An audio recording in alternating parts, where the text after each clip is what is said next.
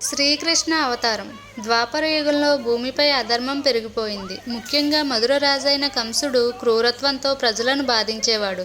అతడు తన సోదరి దేవకి ఎంతో ప్రేమించేవాడు. కానీ దేవకి వివాహ సమయంలో ఆకాశవాణి వినిపించింది. దేవకి 8వ సంతానం నిన్ను సంహరిస్తాడు అని అనగానే ఈ మాట విన్న కంసుడు భయంతో దేవకి వసుదేవులను కారాగారంలో బంధించాడు. వారికి పుట్టిన మొదటి 6-7 పిల్లలను కంసుడు చంపేశాడు. అప్పుడు మహావిష్ణువు భూమిని రక్షించేందుకు శ్రీకృష్ణుడిగా అవతరించాలని నిర్ణయించాడు. అర్ధరాత్రి సమయంలో కారాగారంలోనే శ్రీకృష్ణుడు జన్మించాడు. ఆ సమయంలో కారాగార ద్వారాలు స్వయంగా తెరుచుకున్నాయి.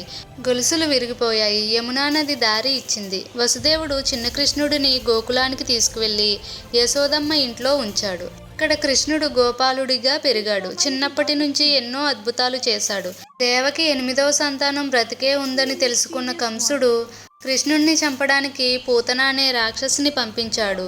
కానీ కృష్ణుడు చిన్న వయసులోనే పూతన అనే రాక్షసిని సంహరించాడు. అది తెలిసిన కంసుడు కృష్ణుడిని చంపడానికి మరింత ఎక్కువ ప్రయత్నాలు చేసేవాడు. చిన్న రాక్షసులందరినీ కృష్ణుడు సంహరించేవాడు. కాళీయమర్దనం కూడా చేశాడు. అది చూసిన ప్రజలు ఆశ్చర్యపోయేవారు. ఒకసారి ఇంద్రుడు భయంకరమైన వర్షాన్ని కురిపించడం మొదలుపెట్టాడు. ఇప్పుడు ప్రజలకు రక్షణగా శ్రీకృష్ణుడు తన చిన్న వేలుతో గోవర్ధనగిరిని ఎత్తి ప్రజలను రక్షించాడు. ఇంకా కంసుడి ఆగడాలకు అంతు లేకుండా పోవడంతో ఆయన కృష్ణుడు మధురకు వెళ్లి కంసుడిని సంహరించాడు.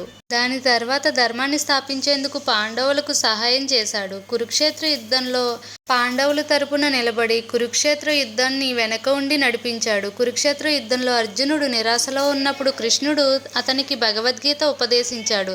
జీవితం, ధర్మం, కర్మ, భక్తి గురించి అమూల్యమైన జ్ఞానం ఇచ్చాడు.